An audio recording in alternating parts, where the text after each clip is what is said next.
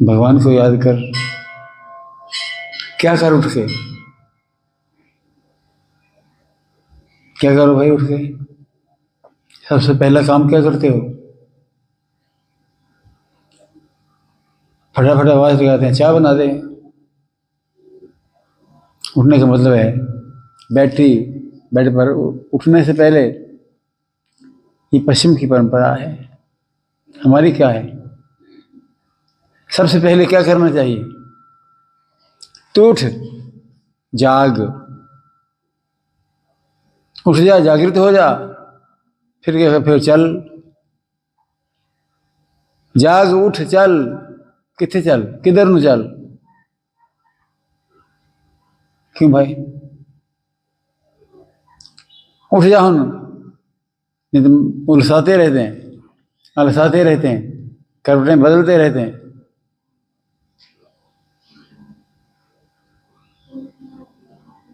सबसे पहले एक श्लोक बोला जाता था। भारत की परंपरा क्या है, सनातन धर्म क्या है? एक श्लोक बोला जाता था उठते ही।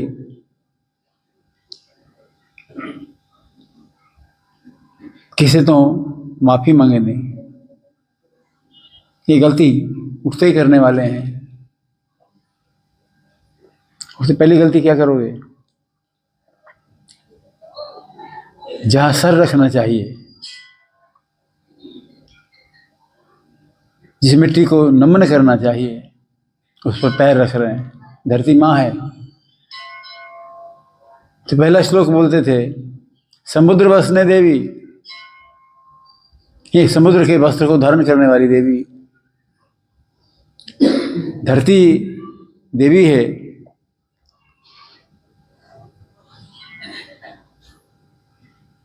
तीन बड़े महत्वपूर्ण लोग हैं जो लोग गुरुद्वारे बहुत जाते हैं, एक शब्द बोलते हैं, पवन गुरु, हवा गुरु है। हवा गुरु है भाई, ये बात कहाँ की समझ में नहीं आती है। पवन गुरु, पानी पिता, माता धरत महत, धरती माता है। और जिस माता को प्रणाम करना चाहिए उस पर हम पैर रखें, माफी मांगते हैं। समुद्र वसने देवी, पर्वत स्तन मंडले, तूने समुद्र का वस्त्र पहन रखा है देवी। जो पर्वत हैं तेरे स्तन मंडल हैं, यहां से दूध मिलने वाला है, पर्वतों से दूध मिलने वाला है। समुद्र वसने देवी, पर्वत स्तन मंडले, विष्णु पत्नी नमस्तुभ्यम, हे विष्णु पत्नी तुम्हें नमस्कार है, मैं तेरे पर पैर रख रहा हूं, मुझे माफ कर देना। पाद स्पर्श क्षमस्व में, मेरे पैर को रखने को क्षमा कर देना मां। कैसा हलीमी वाला जीवन होगा।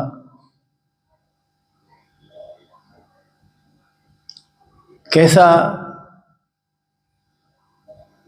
अपने आप को छोटा समझने वाला जीवन होगा। उसके बाद क्या कर? अब ये समुद्र वसने देवी श्लोक बोल लिया, जो नीति नियम पढ़ते हैं, नीति नियम एक पुस्तक है। दूसरा श्लोक,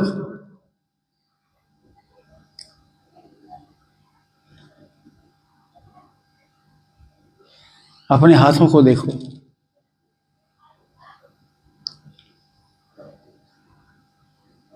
कराग्रे बसते लक्ष्मी, कर के अग्र भाव में लक्ष्मी बसती है।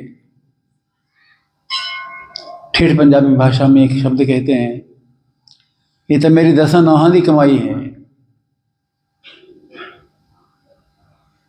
मैंने मेहनत से लिया है, जो कुछ पाया है मेहनत से पाया है। सच में मेहनत से पाया भाई, कि उसने कृपा करके दे दिया है? कृपा से पाया है कि मेहनत से पाया है?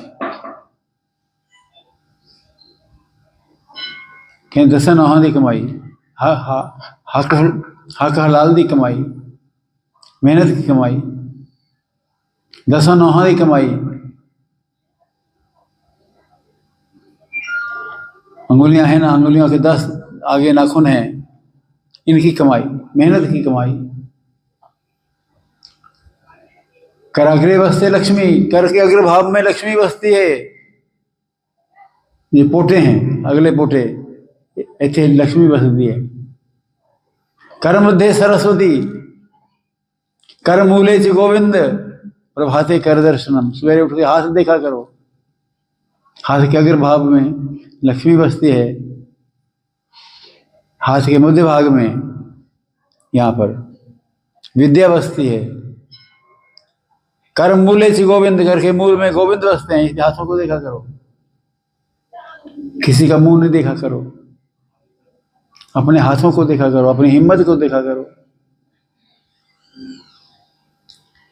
आज का दिन बड़ा माड़ा निकला, पता नहीं सवेरे किधर मुंह देख लिया से। किसी का मुंह नहीं देखो, मोहताज नहीं बनो, मजबूर नहीं बनो, मजबूत बनो। अपने हाथों को देखो, पर हाथ देखने का मतलब ये नहीं ये हाथ देखो ऐसे कर लिया हाथ, करते हम ऐसे ही हैं। कराग्रे बसते लक्ष्मी, कर मध्य सरस्वती, कर मूले च गोविंद। हाथ देखने का मुहावरा है। डिपेंडेंट नहीं हो जाओ, इंडिपेंडेंट बनो, स्वतंत्र बनो। डिपेंडेंट दूसरे के निर्भर होना, कभी दूसरे के निर्भर नहीं होना पड़े। स्वावलंबी,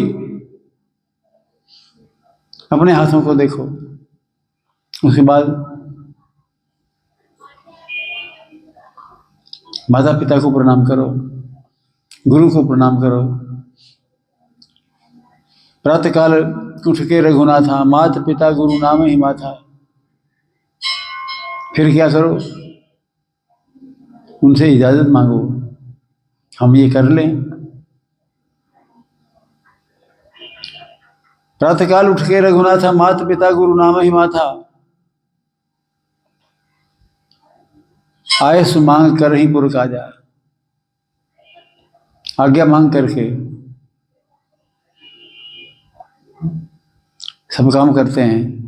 और चरित्र देख हर्षई मन राजा, राजा का मन बड़ा प्रसन्न होता है ऐसा चरित्र बच्चों का देख करके। कोई आदमी बहुत सुखी है, सचमुच में सुखी है, तो आपको पाएंगे उसके बच्चे बड़े आदरणीय आज्ञाकारी हैं। दो बड़े सुख हैं, किसी किसी को मिलते हैं, आज्ञाकारी पुत्र और मीठा बोलने वाली घरवाली। दोनों मुश्किल है। आज्ञाकारी पुत्र और मीठा बोलने वाली घरवाली नहीं बोलती हैं मीठा। सारा दिन तेरे जैसे आप कर दी पई हैं, क्या क्या शब्दावलियाँ चुन रखी हैं पता नहीं, कहाँ से सीख ली ये बच्चे, कहाँ से सीख आए ये। एक दूसरे से उम्मीद को रखना, पर अच्छे मिल जाए, सौभाग्य हो जाए, सब बढ़िया मिल जाए, फिर बनता है, फिर सुगंध फैलती है। आप नहीं जानते, आप सबके भीतर से एक स्मेल निकलती है, आप नहीं पहचान पाते, कुत्ते पहचान लेते हैं। सुगंध फैलती है, तब बनता है सौरभ। कहाँ है सौरभ भाई? उन्हीं का जन्मदिन है आज। कौन है सौरभ? वो तो मेरा लाल है। बच्चे को लाल कहना क्या मतलब है इसका? मनुष्य की जितनी सुगंध फैलती है बच्चों से, माता पिता संतुष्ट भी होते हैं, प्रसन्न भी होते हैं अगर उनके बच्चे की तारीफ हो। बहुत प्रसन्न होते हैं अध्यापक शिक्षक जब उनके शिष्यों की, उनके छात्रों की तारीफ होती है। अपनी तारीफ से प्रसन्न नहीं होते। ये तो उनका शिष्य है, जब वशिष्ठ जी बताने गए तेरा युवराज बनने का समय आ गया, राम जी ने एक बात कही, महाराज तुम दसन दी की लोड़ सी, किसी ने भेजता होंगे मैनू बुला लेंदे, मैं आ जाता। सेवक गृह स्वामी आगमनो, सेवक के घर में स्वामी का आना बहुत उत्तम है। मुझे कहा होता, मैं आ गया होता, मुझे हुक्म किया होता, बहुत अच्छा लगता है। कभी कभी मैं भी अपनी माँ से कहता था, माँ आज जो तेरी रेपुटेशन है, लोग तुम्हें सब अच्छा अच्छा बोलते हैं, क्यों बोलते हैं? इस माँ का बड़ा आदर है, क्यों है? इसके तो बच्चे बड़े अच्छे हैं, तुम्हारा आदर मेरी वजह से हो रहा है, मैं बहुत अच्छा हूं इसलिए तुम्हारा सम्मान हो रहा है, सब तुम्हारे पांव छू रहे हैं क्योंकि मैं अच्छा हूं। उनके बहुत सारे भाई हुए 23 सेक्टर मंदिर में, जितने भी थे उनको बहन जी बोलते थे सब, बहुत आदरणीय व्यक्तित्व था, बहुत जबरदस्त पर्सनैलिटी थी वो, बहुत सुंदर गाती थी, बहुत सुंदर बोलती थी, बहुत सुंदर ढोलक बजाती थी, बजा बजाती थी। अब तो वो रही नहीं, लेकिन जब थी तब जीते जी सब छोड़ दिया, गाना छोड़ दिया, नहीं गाए भजन। मोगे में गाते थे, चंडीगढ़ में नहीं गाए, वो ढोलक नहीं बजाई, श्वेत साड़ी के अलावा कोई कपड़ा नहीं पहना, पैसों को हाथ नहीं लगाया, तू रख, जब मैंने लोड होगी तो ले लूंगी। मैंने कहा आप मेरी वजह से हैं, आपका आदर। एक बार उनके एक भाई ने उनको बोला, बहन जी आपकी सेहत का राज क्या है? मंदिर के प्रधान थे, मैंने उनको कहा कि माता जी की सेहत का राज क्या है, मैं बताऊं, और तुम्हारी बीमारी का क्या कारण है वो बताओ। माँ जी जहाँ जाती हैं सब इनको कहते तेरा मुंडा बड़ा चंगा है, और तुम जहाँ जाते हो सब लोग तुम्हारी संतान के ये नेता आ करता जी, ये नहीं आ करता जी, ये तो ऐसा है वैसा है। आप में जो कुछ भी हो, आपका आदर मान आपके अपने गुणों के कारण से नहीं, मेरे कारण से है। मुझे ये कहना चाहिए था कि नहीं, ये नहीं कहता, लेकिन कहा मैंने एक दिन उनसे, उन्होंने जो जवाब दिया बड़ा सुंदर था, मेरा आदर तेरी वजह से है, ठीक है, लेकिन तू मेरी वजह से है, मैं हूं तो तू है। तो संतान का उत्तम होना, संतान का भगवत परायण होना, संतान का जननी जनित भक्तजन या दाता या शूर, हे माँ कैसे बच्चे पैदा कर, भक्तजन, दाता या शूर, शूर बने बहादुर, और नहीं तो जननी बांझ भली बिरथ गवावे नूर, बेकार में पीड़ा सहती है ऐसे बच्चों को पैदा करने से। भक्त हों बच्चे, इसके लिए क्या करना पड़ेगा? लायक हों बच्चे। कॉलेज में मैं अक्सर बात कहता था, तू इंजीनियर बन ना बन कोई गल नहीं, तू डॉक्टर बन या ना बन कोई गल नहीं, तू बड़ा अफसर बन ना बन, बड़ा अच्छा राजनीति के नेता बन ना बन कोई बात नहीं, पर मुंडा सा बन जा,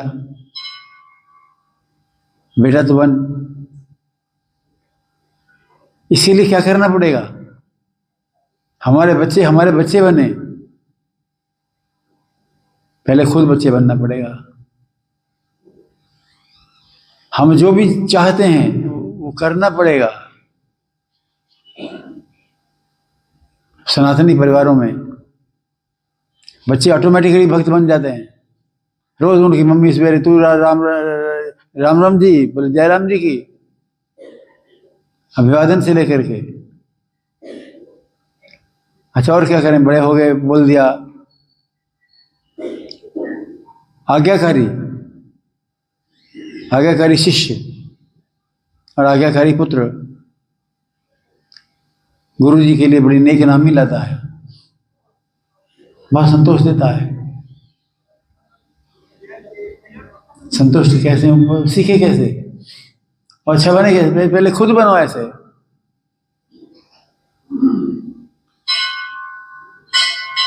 मैं जिस परंपरा से आया हूं एकदम सनातन धर्म की परंपरा नहीं है वो।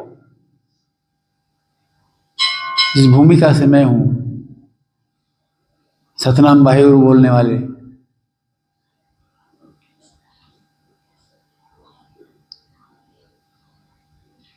घर के लोगों को मंदिर जाने से मना करने वाले, ठेठ ऐसे परिवार, वहां से उभर करके आया मैं। अनास्था का घोर हिसाब, कोई नवरात्र, कोई श्राद्ध, कोई व्रत, कोई पूजा, सब पर मनाही।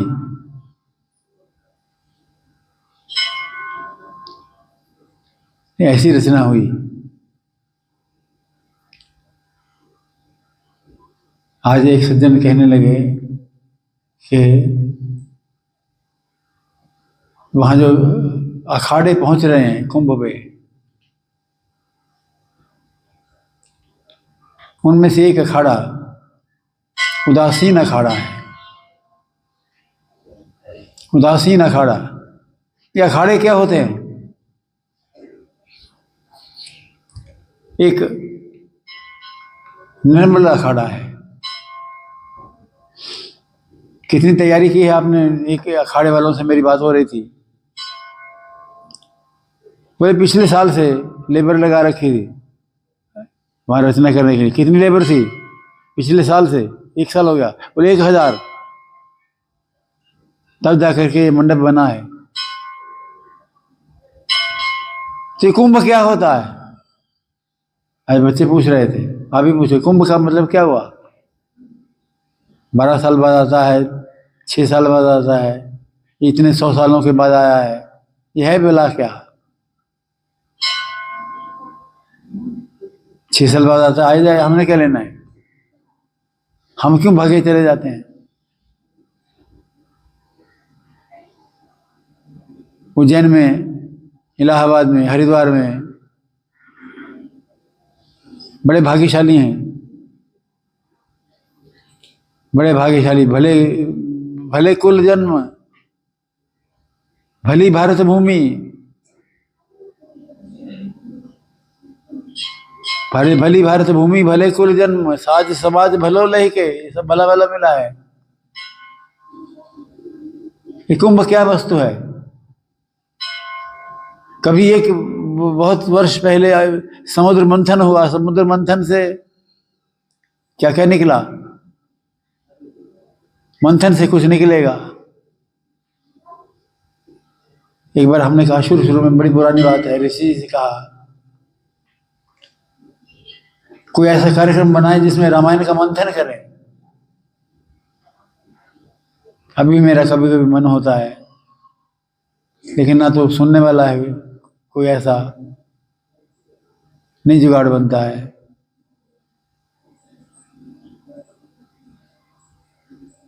मंथन करोगे तो विष भी निकलेगा, उसको कौन पिएगा? अमृत तो निकलेगा ही निकलेगा। देवता अमृत पी गए, ये शैतानी थी। रल मिल के एक बिजनेस किया, काम किया, जब प्रॉफिट आया तो बराबर का बंटना चाहिए। इसमें क्या क्या दो राय है? बराबर का अमृत राक्षसों को मिलना चाहिए। बराबर की मेहनत लगाइए, बल्कि ज्यादा लगाइए। जिधर से सांप का वो मुंह निकलता था वहां तो राक्षस लगे हुए थे, पूछ की तरफ देवता थे। सबसे ज्यादा राइट तो बनता था राक्षसों को बनता था, और वहां गड़बड़ी करी गई और बूंदें कुछ छलक गई। आज अमृत कहाँ बरसता पता है आपको? आज भी अमृत बरसता है। जब भक्त की आंखों से भगवान का नाम लेते लेते, उसका नाम जप करते हुए, दूसरे की मदद करते हुए, दूसरे के दुख में दुखी होते हुए, जब उसकी आंखों से पानी निकलता है तो वो अमृत होता है।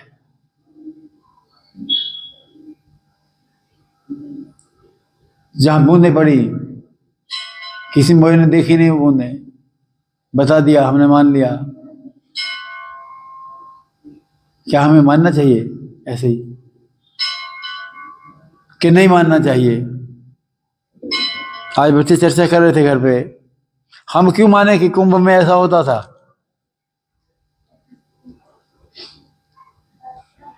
मिलजुल करके काम करने का अभ्यास जो था, अमृत निकलेगा। उस अमृत को कैसे बांटा जाए? और विष कौन पिए? और पी करके क्या करे? विष तो मार देगा, कालकूट विष है। कौन पिए? हर आदमी नहीं पी सकता, कोई शिव होना चाहिए। शिव हो ही वो सकता है जो जहर पी ले। घर में, घर भी छोटा सा एक संसार है। एक संसार परमात्मा ने बनाया है, एक संसार आपने बनाया है, वो आपका संसार है। उसमें विष निकलेगा। उस विष को कौन पिए? कौन पिए विष को? कोई शिव। और वो विष कहां तक जाना चाहिए? भगवान भोलेनाथ ने पिया, लेकिन गले तक रख लिया, आगे नहीं ले गए। आगे ले जाते तो क्या होता? राम नाम सत्य हो जाती। पर विष को आगे नहीं लेकर के गए। इसलिए आप खराब बातों को दिल तक मत ले जाया करो। यहाँ खराब बात दिल तक चली जाती है। कोई सानू क्या कहता देखे कि लफज साढ़े 12 से कोई पूछा क्या कहता देखे, मैं कैसे बताता हूँ उसको। विष पीना सीखें हम। भगवान शिव ने विष पिया, गले में रख लिया, नीलकंठ हो गए। नीलकंठ हो गया। और क्या निकला? आभूषण निकले। आपको समुद्र का मंथन हो सकता है, ये भारत की सोच है। नतीजा क्या निकलेगा? आप कैसे ध्यान से चलें? समुद्र मोती बाहर फेंक देता है और आप आंख बंद करके उस पर पांव रख करके आगे निकल जाते हो।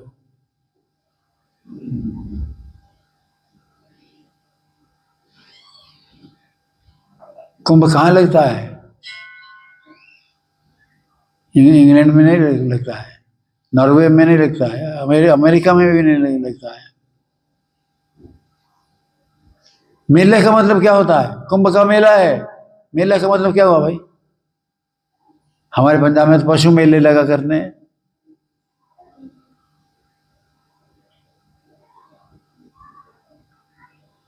और क्या मेले लगते हैं? त्योहार के मेले लगते हैं। माघी का मेला है।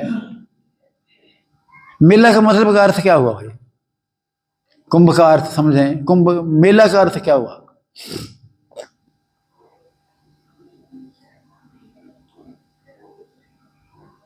मेला का अर्थ है मेल,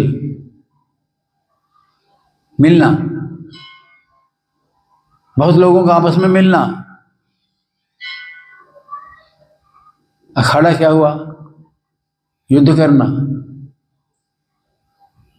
किसके खिलाफ करेंगे युद्ध? किसी के खिलाफ लड़ेंगे।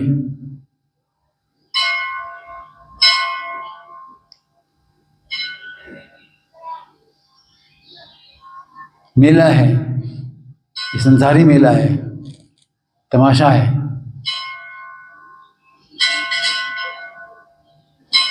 अमृत बंटने लगा, भगवान नारायण चतुराई करने लगे, इस हिसाब से बांटने लगे कि अमृत देवताओं तक खत्म हो जाए। एक राक्षस चिताड़ गया कि तो शैतानी हो रही हमारे साथ। वो दो देवताओं के बीच में जाकर के बैठ गया, इधर देवता बैठे उधर देवता बैठे। कौन कौन थे? सूरज और चांद। राहु और केतु, ये दो राक्षस ताड़ गए, शैतानी हो रही हमारे साथ। वो दोनों के बीच में चले गए, बैठ गए लाइन के अंदर, उनके घुस कर गए। जब अमृत बंटने लगा, यूं हाथें करी, पी गए। किसी देवता ने शिकायत लगाई, भगवान ये क्या, ये तो दो जने पी गए, आपने ध्यान नहीं किया मरते वक्त। भगवान ने सुदर्शन चला दिया, दोनों कट गए, पर दोनों जीवित। अमृत तो जीवित रहेगा। वो दोनों देवता आज भी, राहु और केतु उनसे बदला लेते हैं हर साल। ग्रहण लगता है सूरज और चांद को। ये तो कहानियां बना दी, ये तो मिथ है, ऐसा फैलाया जाता है। माइथोलॉजी है, झूठ का पुलिंदा है। सच हमें पता नहीं, सच को पाना है। कहाँ मिलेगा अमृत? कहाँ मिलेगा? कौन लेके आया? अच्छा, और क्या क्या निकला भाई? इस सिंबल को समझने की कोशिश करें, इस मानवीकरण को समझने की कोशिश करें।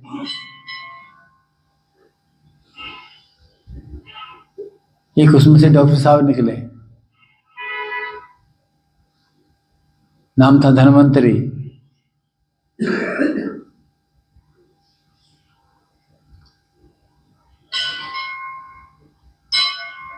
एक यमराज निकले, हमने उनका नाम रख दिया धर्मराज। ऐरावत निकला, जो इंद्र ले गए, हाथी। अमृत और विष निकला।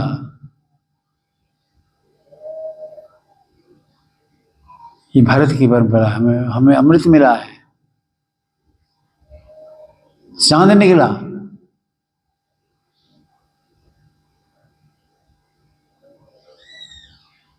मयूर निकला। ये सारा समुद्र से कुछ निकल सकता है, ये हमने पहले कल्पना की, इसको देखा, इसको समझने की कोशिश की। ये भारत है। और क्या है? 7 पुरियां हैं यहाँ पर, मोक्ष के स्थान है। अयोध्या, मथुरा, माया, काशी, कांची, अवंतिका। उन सब पुरियों में एक महत्वपूर्ण पुरी है जिसका नाम अयोध्या। अयोध्या, अयोध्या, अयोध्या। सोने का कौन सा शहर बना हुआ है? लंका है, सोने का शहर है। वो बढ़िया है कि भारत बढ़िया है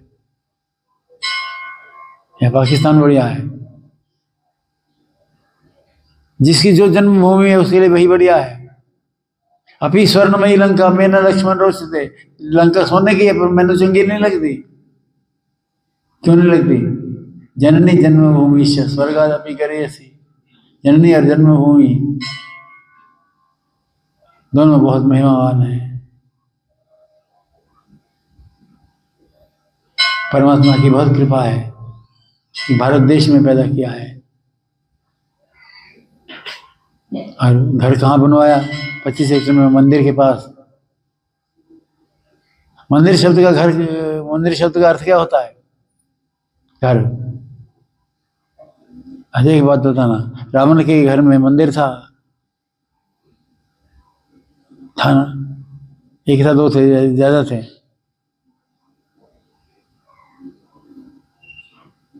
कि बहन जी, रावण के घर में कितने मंदिर थे, कितनी जगह वो टल्ली बजाता था।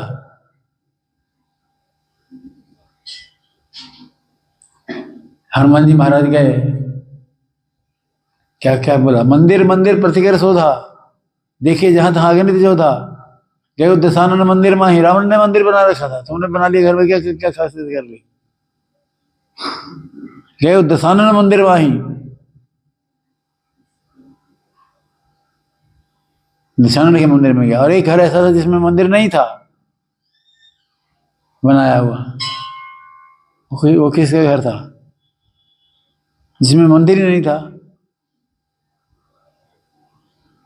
अब हम आपसे कहते हैं घर में मंदिर बनाइए,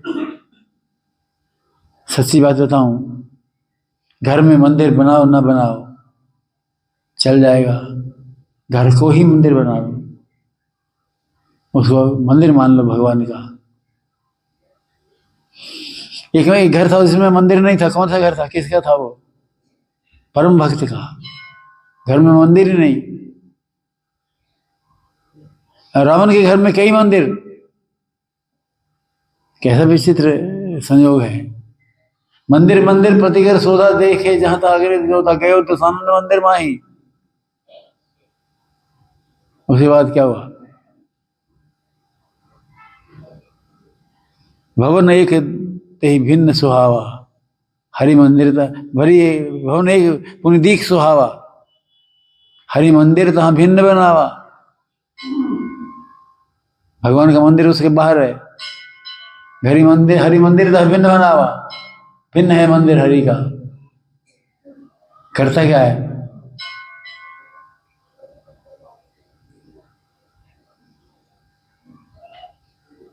विभीषण का घर है। रामायुध अंकित गृह, शोभा बरनी न जाए, घर पर निशान लगा रखा, नेम प्लेट लिख रखा है। क्या लिख रखा है, ठाकुर द्वार।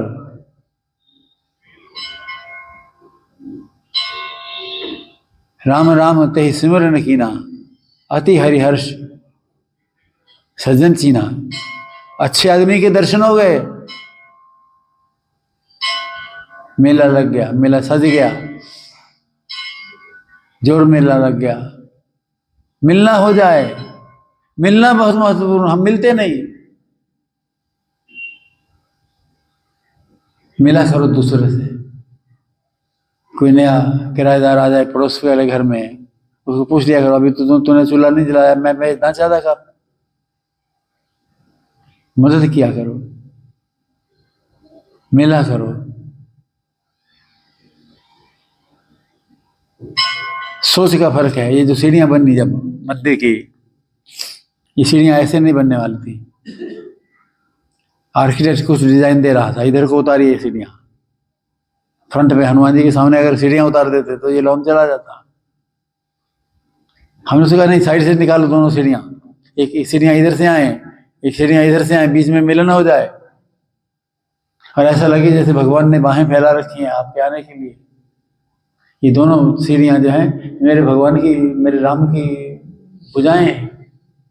इसके बीच में आर्किटेक्ट ने कहा एक प्लेटफॉर्म बना दीजिए। सोच का फर्क बताता हूँ, मुझे भी अच्छा लगा आइडिया, बना लो प्लेटफॉर्म, बीच में बना लो। एक सज्जन ने बोला, तो तुसी बड़ा चंगा कीता जी, बीच प्लेटफॉर्म बनाता। मैंने बनाया था कि चलो बीच में कोई खड़ा हो जाएगा, कोई बुजुर्ग होगा, पर उसने मुझे बताया तुसी बहुत चंगा कीता, जे कोई डिगूगा तो देर से रुक जाऊगा, कोई गिर जाएगा तो क्या होगा। हमारी सोच में नेगेटिविटी है, इससे कैसे बचें, कौन बचाएगा।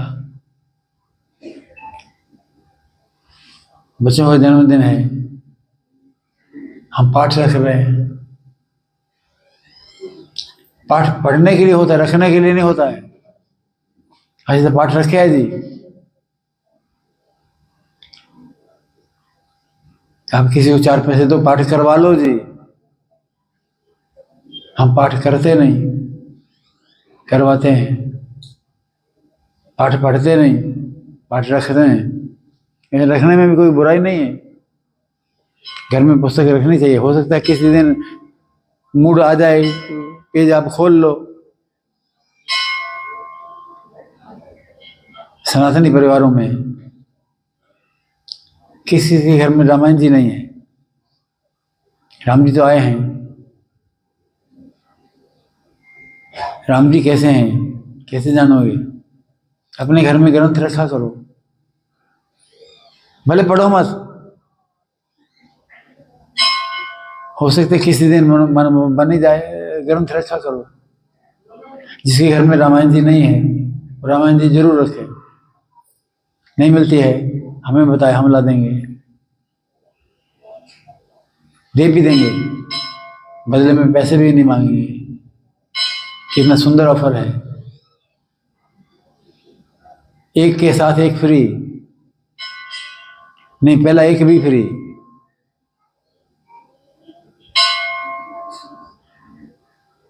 ग्रंथ रखा करो, ग्रंथ पढ़ा करो, नित्य नियम किया करो। स्वाध्याय स्वयं पढ़ा करो। पढ़ते पढ़ते बात समझ में आने लगेगी। कोई ना कोई निमित्त बना करके, बहाना बना करके, बेटे के जन्मदिन की बात हो गई, चलो खुद भी पाठ कर रहे हैं। हमारा समस्या ये होगी कि हम पाठ करते नहीं, पाठ करवाते हैं, पाठ रखते हैं। या तो पाठ किया जाता है या पाठ कराया जाता है या पाठ पढ़ा जाता है। रामायण में पाठ शब्द इस्तेमाल कम हुआ है, वहाँ पारायण है, पालन किया जाता है। हमारे घर में रामायण जी आए, हमारे संस्कार कैसे हों? पिछले रविवार भी पाठ था, चर्चा हो रही थी। विभिन्न ग्रंथ बताते हैं, सारे ग्रंथ ये बताते हैं बेटा कितना होना चाहिए था, बेटी कैसी होनी चाहिए, बहू कैसी होनी चाहिए। पर रामायण एक ऐसा ग्रंथ है जो बताते हर परिवार, हर एक परिवार का हर एक सदस्य कैसा होना चाहिए। बेटा कैसा होना चाहिए नहीं, पापा जी कैसे होने चाहिए, ये कौन सिखाएगा? बीबी जी कैसी होनी चाहिए, बहू जी कैसी होनी चाहिए, सब बताएंगे। और एक रामायण ऐसी है जो बताती है कि ससुर जी कैसे होने चाहिए, सास जी कैसे होने चाहिए।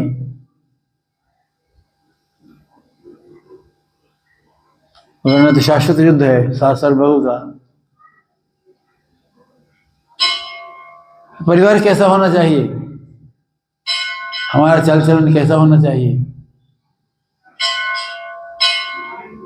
चाल बड़ी महत्वपूर्ण है, चलना चाहिए, उठ बैठ चल, उठना महत्वपूर्ण है। लेटे रहोगे क्या करोगे?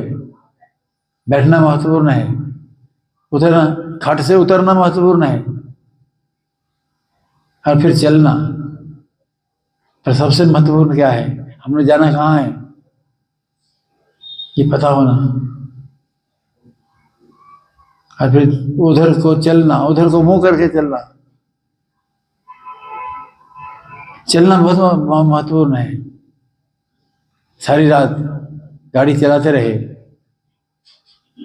स्पीडोमीटर में भी आता रहा कुछ ना कुछ, पर सवेरे उठ के देखा हमने गाड़ी का वो तो जैक से हटा ही नहीं थी, वहीं की वहीं खड़ी थी। हम कहाँ सीखें, कैसे चलें? मंजिल हमारी क्या है, ये देखना हो, जानना हो तो रामायण जी पढ़ें।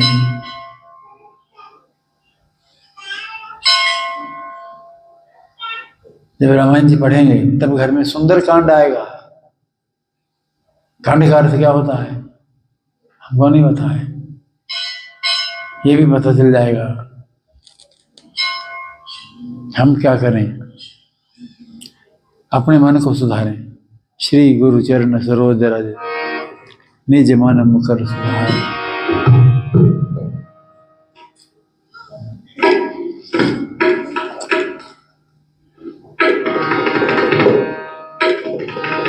जगन सरोज रज मन उपर सुधार